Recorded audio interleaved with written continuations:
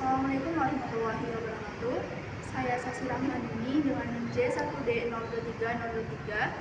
Pada kesempatan kali ini, saya akan melakukan praktik pembelajaran materi teks anekdot kelas 10 dengan menggunakan model pembelajaran role play, yaitu nantinya peserta didik akan memerankan sebuah dialog cerita anekdot secara sederhana.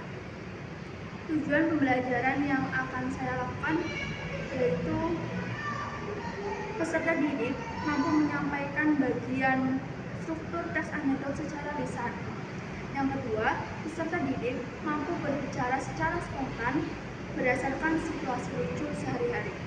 Sekian, terima kasih. Silakan simak videonya.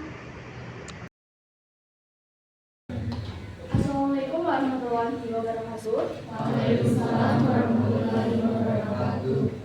Selamat siang anak-anak. Siang. Apa kabarnya nih hari ini? Apakah dalam keadaan sehat? Alhamdulillah sehat. Apa ada yang tidak hadir? Ya, Siapa nih yang tidak hadir hari ini? Chelsea. Chelsea. Kenapa dia? Kerja. Kerja.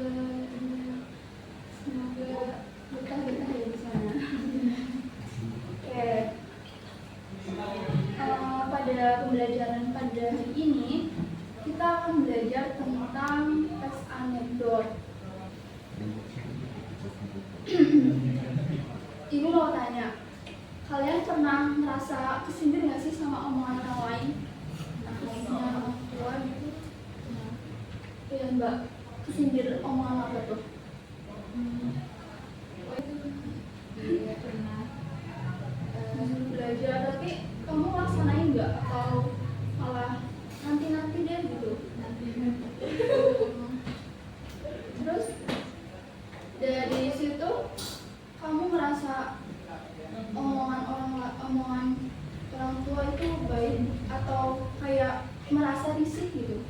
Baik sih, cuma kadang kalau terlalu sering dibicarain sama orang tua bikin risih gitu. Oke, ngomong-ngomong tentang sindiran, jadi kita sekarang ini akan belajar tentang teks anekdot. Ada yang udah tahu teks anekdot itu apa? Belum. Oke, teks anekdot itu cerita singkat, lucu, tapi di dalamnya itu mengandung kritik yang tersembunyi atau menyimpan sebuah ironi. Tahu ironi?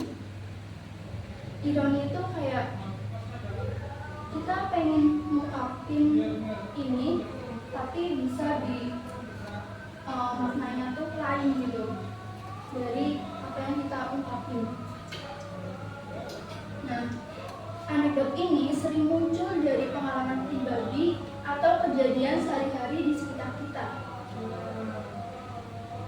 Lalu ada ciri-ciri teks anekdot itu mengandung unsur lucu atau ironi yang seperti Ibu sampaikan tadi. Lalu intonasinya itu ekspresif.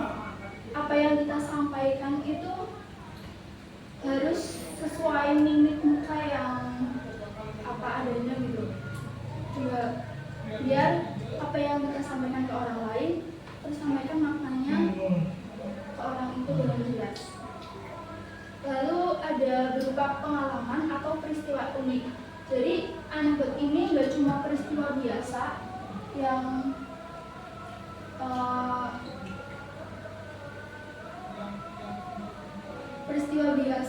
mungkin mainstream di sekitar kita. Bisa dibilang mainstream, tapi terkadang kita tuh nggak menyadari bahwa ini bisa dijadikan sebuah anekdot. Yang selanjutnya itu disampaikan dengan gaya yang santai dan komunikatif. Jadi nggak muluk-muluk harus kayak gini, bahasanya harus baku, itu enggak sih. Lalu selanjutnya ada struktur teks anekdot. Yang pertama itu ada abstraksi. Nah, di abstraksi ini merupakan ringkasan dari gambaran umum cerita anekdot itu sendiri. Terus ada orientasi. Nah, orientasi ini bagian pembuka dari teks anekdot. Itu bisa berupa tempat, tokoh, terus mungkin ada prolog, jadi kayak awalan ceritanya gitu. Lalu ada krisis. Krisis ini bagian dari inti ceritanya. Jadi di bagian krisis ini terdapat suatu permasalahan yang terjadi dari kejadian cerita anekdot itu. Lalu selanjutnya ada reaksi. Reaksi ini merupakan tanggapan dari lanjutan dari kejadian tadi, entah itu dari tokoh atau kejadian yang bisa menunjang peristiwa yang terjadi di bagian krisis tadi. Terus selanjutnya ada koda. Koda ini bagian penutup cerita yang bisa memuat pesan atau amanat yang bisa diambil dan bisa disampaikan kepada pembaca. Nah, kalian sudah belajar dan paham ya tentang teks anekdot ini. Selanjutnya, Ibu mau menampilkan sebuah video. Nanti tolong kalian simak terlebih dahulu ya.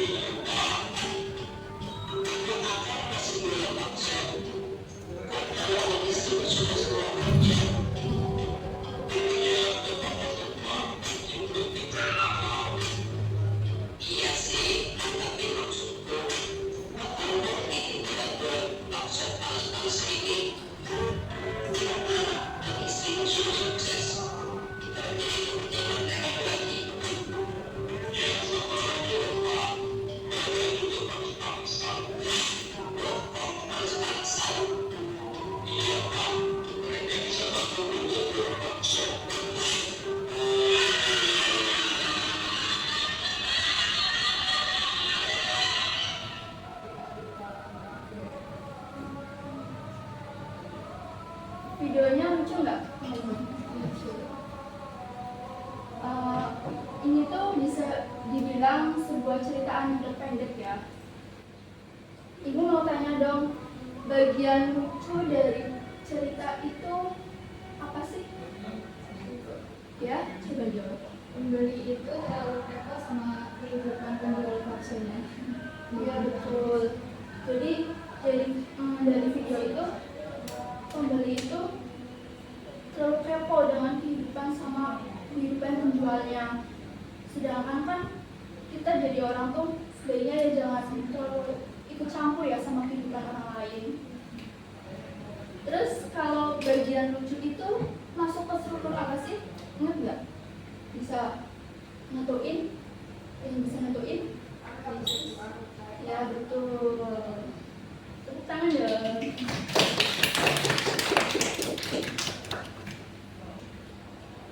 Tadi kan kalian udah belajar tentang pengertian teks anekdot, ciri-ciri dan strukturnya nih. Jadi ibu minta kalian untuk bermain peran tentang cerita anekdot. Nanti kalian dibagi kelompok. Per kelompok itu ada 5 orang. Pembagiannya mau menurut apa? Sesuai tempat duduk aja kali ya, depan belakang. Oke. Jadi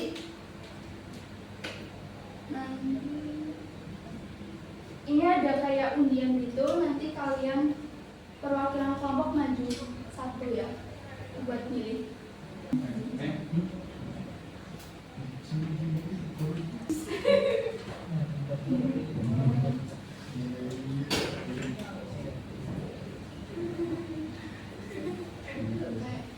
Kelompok satu dapat nomor berapa? Maju ke depan untuk mengambil tesnya ya.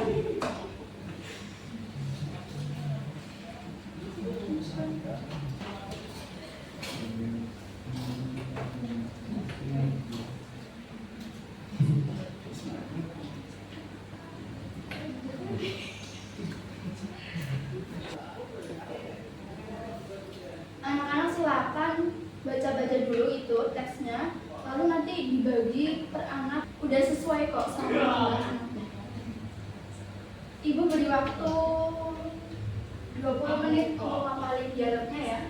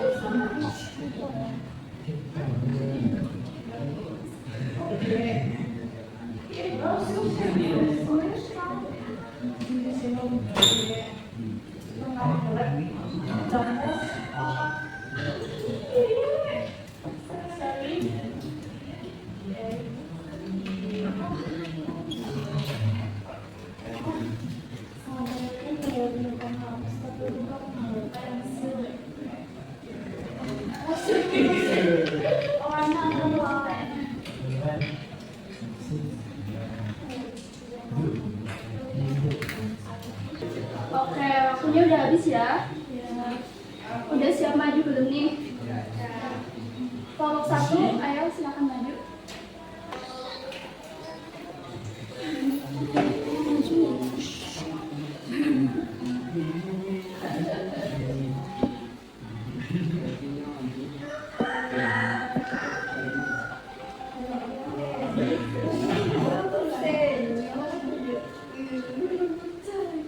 Tiga teman sudah panik di kelas karena ulangan mendadak dimulai. Aduh, pensilku patah, ada yang punya rautan nggak? Nih rautan, tapi penghapusku hilang. Sampai aku belajar menghapus, tapi aku lupa bawa pensil. Mereka pun bekerja sama, satu nulis, satu raut, satu hapus. Tim komplit tanpa siap ulangan.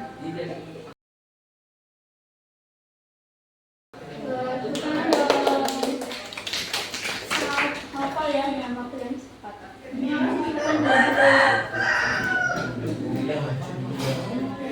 Mungkin itu yang bisa Ibu sampaikan untuk pembelajaran pada siang hari ini.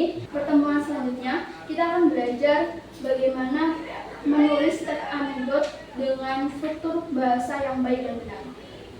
Sekian dari Ibu, terima kasih. Wassalamualaikum warahmatullahi wabarakatuh. Waalaikumsalam warahmatullahi wabarakatuh.